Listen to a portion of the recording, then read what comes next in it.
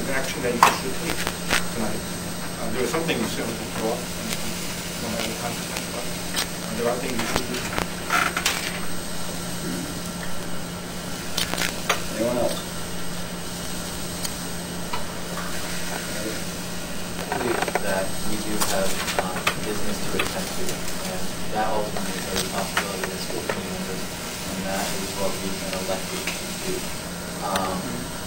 I would appreciate the opportunity to do our business accordingly and not allow one member of the public to prevent us from doing that business. We have a job to do, and we have a responsibility to our constituents to do it. Anyone else on the committee? I really hate to belabor this, but you take your argument, Andy, and that applies 100% to Mr. Felkner. He's not a member of this committee. You've made that decision. It's not a legal decision. We've talked about him. The attorney has addressed issues with him, and we haven't given him the right to speak. Quite frankly, it's not right, and it's not fair. And either we give him a right to speak, or we're going to sit here at a stalemate for most of the evening. And I agree, we were elected here to do a job. I want to do the job, but we can't. I mean, what do we want to report him on top of all this? George, His constitutional rights. George. Andrew, come on out.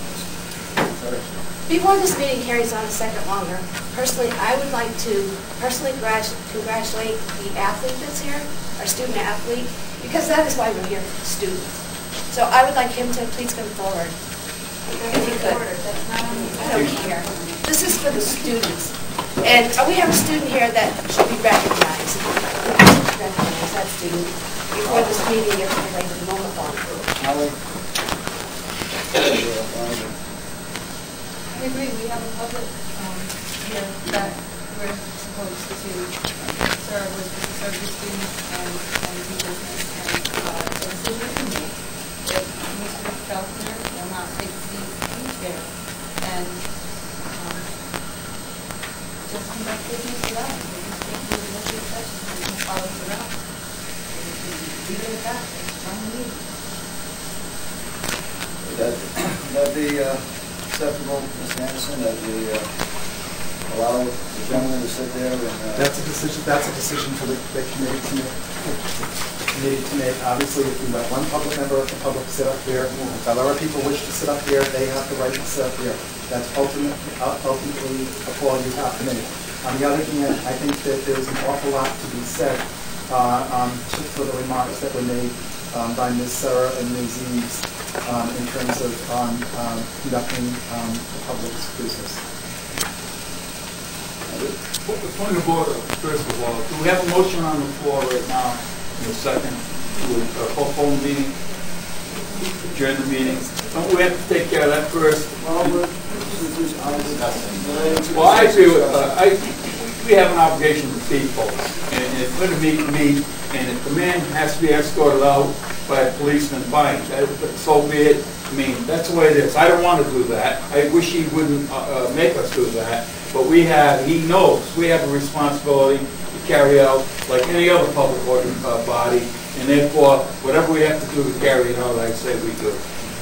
Let's vote on the motion. One question. Let's vote on the motion. Even as a member of the public. Let's vote on the motion to... Does the public get to speak? The public sits out there in those blue chairs.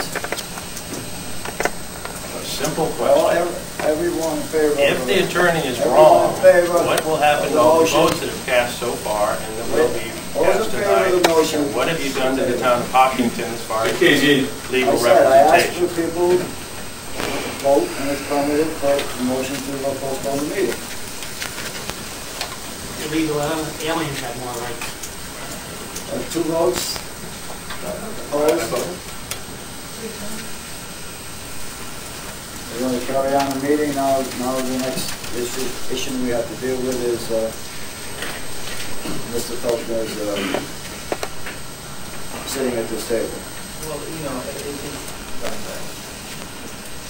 it seems silly because we're literally talking about a man sitting in a chair at a table. But unfortunately, it's a matter of, are we going to do this every single week? Now, granted, I wouldn't necessarily have a problem for this one week. set a precedent in allowing this to occur. What we do by allowing him to sit here is setting precedent. And I think it's an inappropriate precedent for us to set. And I don't think that we should take it back further until we rectify it. Plain and simple. So again, I would ask the chair to utilize his right as a chair to conduct a meeting and to ask that the officer escort Mr. Felkner out because he is preventing this body from doing its public. If you think you have the authority to take me off this committee, then you should go ahead and do that. I don't think you have that authority. Mr. McQuaid, in relation to your suggestion, I certainly don't have an issue with that, except for one minor thing. I will only be chair here for the next minute or two if things run a little smoother, so I would like to call for a consensus of the committee members as to whether myself or the next chair follows through with your suggestion. So if I could hold the committee as to Mr. McQuaid's suggestion. Mr. Clark? Yes. Mr. Abbott? What exactly are you calling? Who's going to handle this? You were the next chair, and is that what we're discussing? We're discussing whether we actually have Mr. Felkner removed from this table by the appropriate law. No, I believe that's inappropriate.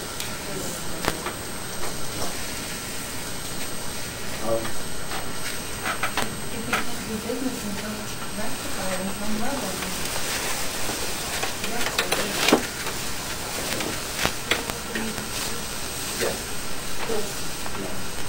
No. And I'll agree with you, Mr. Felkner. Would you please? I don't think you have the authority. If that police officer feels that you do have the authority and he comes over and places his hand on me to remove me, that I'm not going to resist, and I will certainly do as he tells me to do. I don't think you have the authority. Mr. Anderson, give us a legal opinion that we do. I don't think his opinion matters because I didn't ask for it. He doesn't have the authority to do it either. Yes, he does. No, he doesn't. The town of Hopkinton elected him. Mr. Anderson. You guys, you're going to do what you do. You always do. I'm just telling you. Mr. Felkner. There is this, and I will reiterate that there is a forum to resolve. And if you're wrong, everything backwards is wrong, and you have restricted the town of Hopkinton from having their representation. Mr. Felkner, you can go to the courthouse tomorrow morning. It opens at 9 o'clock. It opens at 9 o'clock. You can go to the courthouse at 9 o'clock tomorrow morning. I don't think it's my job to prove myself on. It's your job to prove myself on. Mr. Felkner. Officer, would you escort Mr. Felkner? So could I ask the attorney a question? If you can be... Mr. Anderson, attorney Anderson. A few moments ago, you told me that Mr. Felkner received notice last night. On his authority? Yes, sir. And you're taking your judgment, but you're not? Just a minute, You gave an opinion that Mr. Felkner had received notice last night. I just checked with the president of the Hopkinton Town Council. He said no such notice was given. With all due respect, Mr. Abbott, what I said is when Mr. Felkner... Just make sure everybody understands this is under protest. That he received Don't think you have the authority to do that. That's not. I'll do what you say, officer. How does that constitute notice? Moving on. Or do I need to be removed from the building? I have to be removed? Wow. I violate the law. Those both. Thank you. Going to have the organization committee. Election of the chair. Can I leave and come back in? I would like to Good job, Bill! Andrew, say that Charlestown experience that